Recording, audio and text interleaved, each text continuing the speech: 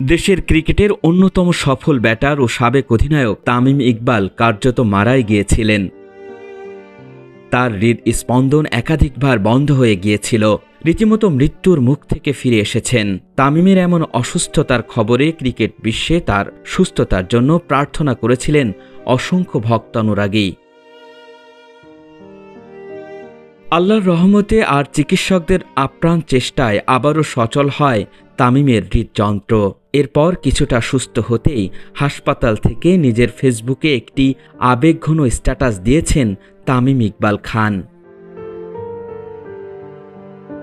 স্ট্যাটাসে তামিম লিখেছেন, 2 বছর আগে এই রোজার সময়ে অনুপের কাছে গিয়েছিলাম।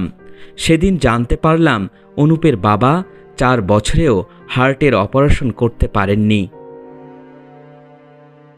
হৃদয়ের স্পন্দনই আমাদের বাঁচিয়ে রাখে, কিন্তু এই স্পন্দন যে কোনো ঘোষণা না দিয়েই থেমে যেতে পারে। এই কথাটি আমরা বারবার ভুলে যাই। গতকাল দিনটি শুরু করার সময় কি আমি জানতাম আমার সঙ্গে কি হতে যাচ্ছে? তামিম লিখেছেন, আল্লাহ তাআলার অশেষ রহমতে আর সকলের দোয়ায় আমি ফিরে এসেছি। আমার সৌভাগ্য, এই বিপদের সময়ে আমি পাশে কিছু অসাধারণ মানুষকে পেয়েছিলাম, যাদের বিচক্ষণতা ও আপ্রাণ প্রচেষ্টায় আমি এই সংকট কাটিয়ে ফিরে এসেছি।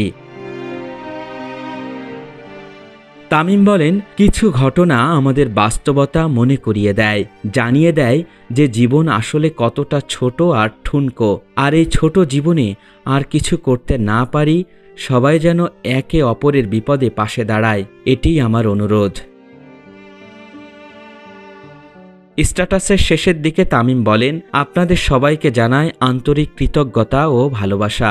সবাই আমার জন্য এবং আমার পরিবারের জন্য দোয়া করবেন। আপনাদের ভালোবাসা ছাড়া আমি তামিম ইকবাল কিছুই না। আল ইমরান, সময়ের আলো।